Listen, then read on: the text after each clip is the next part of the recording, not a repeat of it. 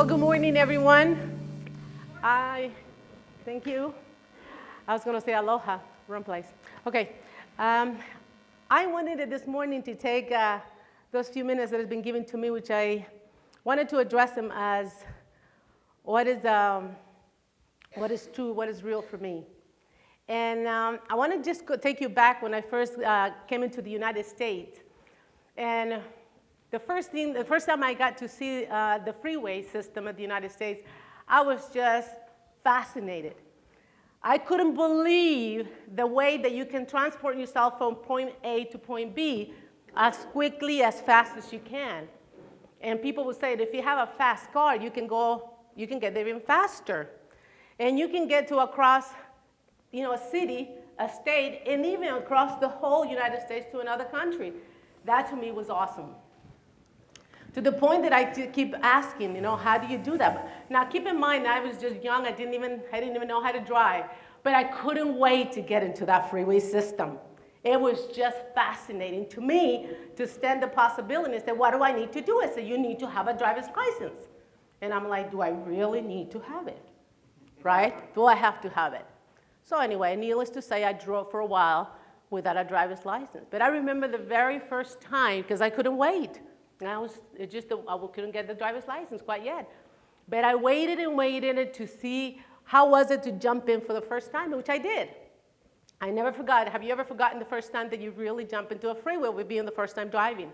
Oh, I tell you, I remember that. And people would tell me, you have to go slow. You got to get to this entrance. Make sure that you go to the slow freeway. They're a little bit better, because I was frightened.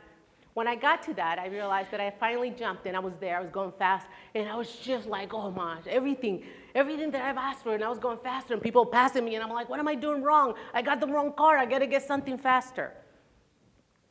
Let me illustrate this back to when I was just introduced about network marketing. It was exactly the same feeling. When I was introduced and told that it was just this amazing industry, that you can be a nobody, drive whatever car you want, and you can just go from point A and B and earn and do whatever you want, and nobody tells you what to do. Yay! That was me.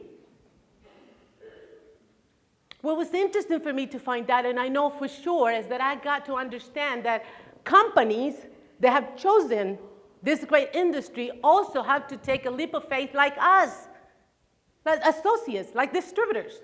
We both had to take the leap of faith to get into that freeway.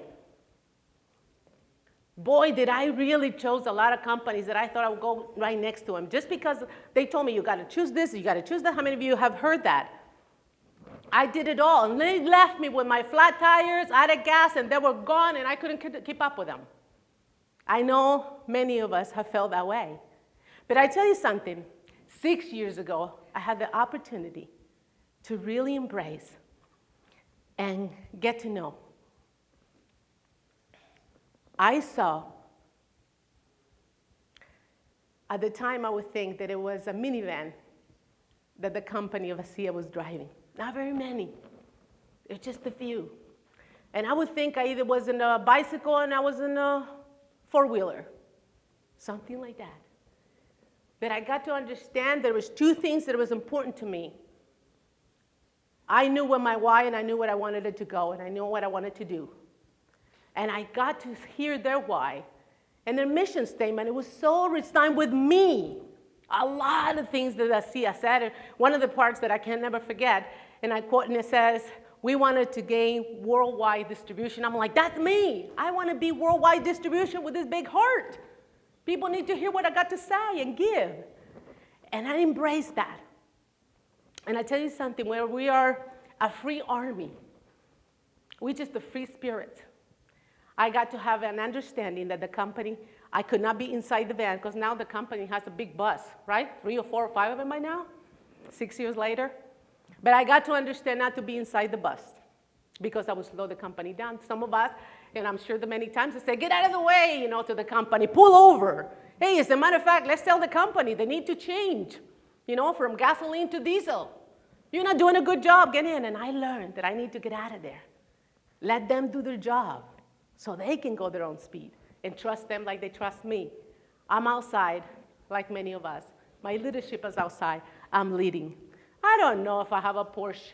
I don't know if I have a Corvette, or maybe I have a Pinto back in the days, if you remember that. But I am right there riding right along. In those last 6 years, I have watched the company. I have had my flat tires. But the company have never left me. I've been right along the way. I have watched the company have flat tires as well. But I've been right along the way. What a journey. I finished with this, what it says, an African proverb. It says, an African saying that it says, if you want to go fast, go alone. If you want to go far, go together. And that's been the last 6 years for me.